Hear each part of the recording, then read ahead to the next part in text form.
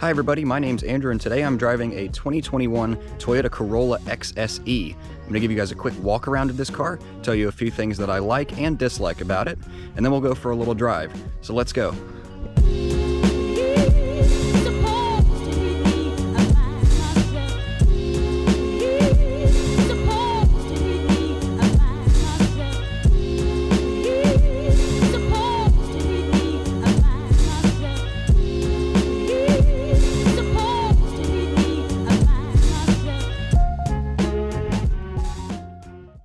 I would just like to start off by saying thank you to Royal Auto Salon in Apex, North Carolina. They very kindly offered for me to have this Corolla for the day while they are working on my car. And I also want to apologize in advance if you see me sweating profusely or breathing a little bit heavy throughout this video. It is rather warm outside today. So starting with the exterior of this car, of course this being the XSE trim level, you get a few visual differences over other trims, including the full LED headlights, including turn signals, and these little strips in the bottom of the bumper.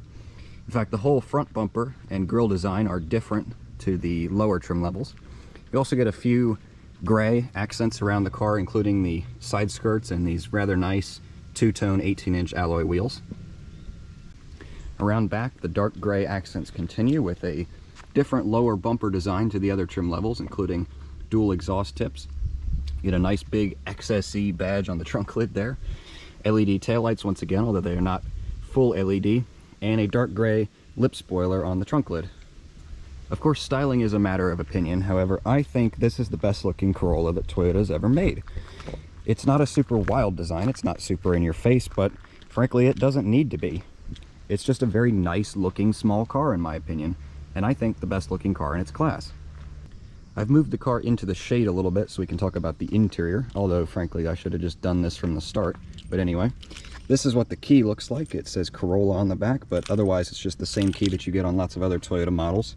Full keyless entry here on the XSE trim level. And on the inside, this is where the new Corolla gets even better in my opinion. I'd like to start off with these seats. They don't look like much, although they do have a cool little texture and pattern to them here. But these seats are actually really comfortable. They're more comfortable than I thought they were going to be. Probably the best seats out of any car in this class other than maybe the Mazda 3. And climbing on in, you'll have to excuse my water bottle and my camera bag on the floor there. But let's go ahead and turn the engine on so I can have a little bit of air conditioning. You'll see the little startup graphics here on the screens.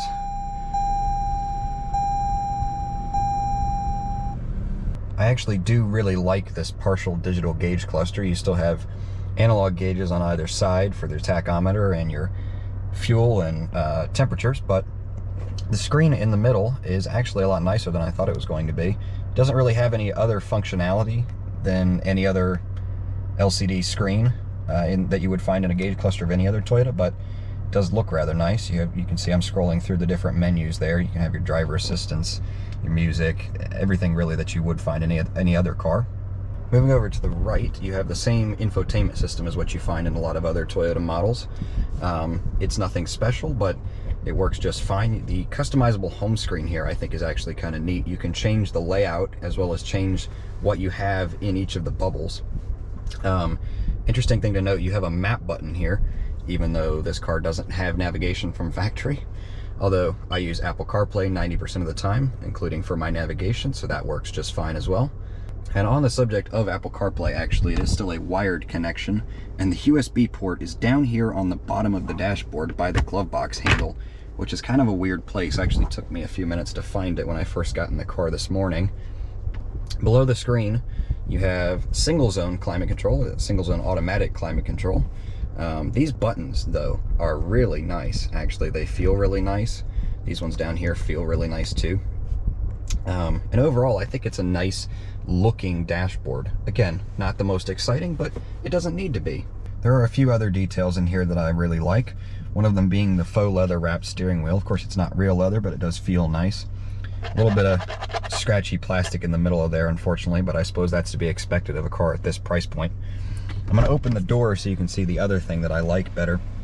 The piano black and silver trim along the door here, as well as especially this little blue stitching accent here, matches the trim that you find here in the center, as well as the stitching on the armrest.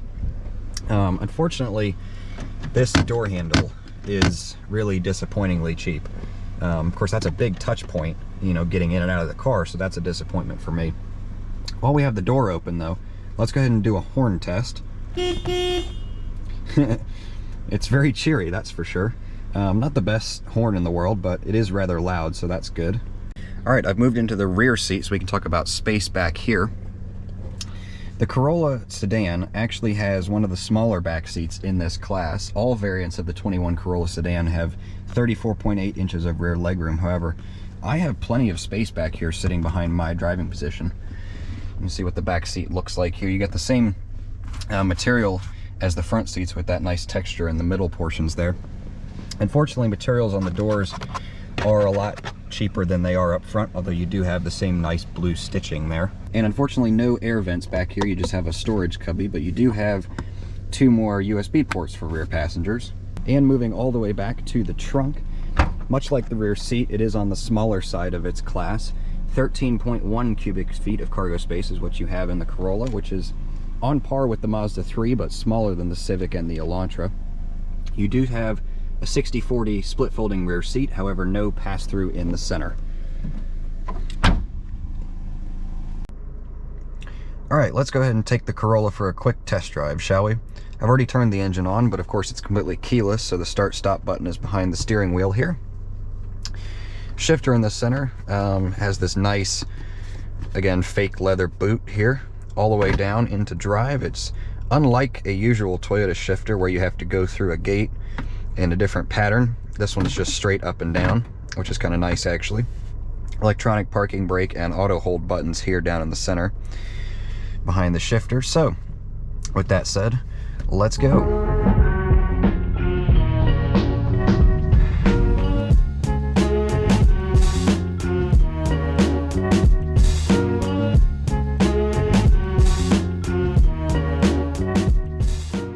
I suppose the first thing we should talk about is what's powering this Corolla. Since it's an XSE trim, it features a 2-liter naturally aspirated 4-cylinder making 169 horsepower and 151 foot-pounds of torque. It's mated to a continuously variable transmission, unfortunately, and front-wheel drive. Lower trims feature a 1.8-liter turbo, naturally aspirated, 4-cylinder that's a little bit less powerful. And the SE trim level with the 2-liter also has the option of a 6-speed manual, although for some reason that's not available on the XSE.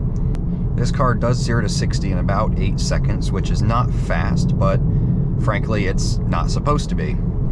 It's a commuter car for most people. This Corolla is not going to be a sports car, so it's perfectly adequate for day-to-day driving, and that's about it.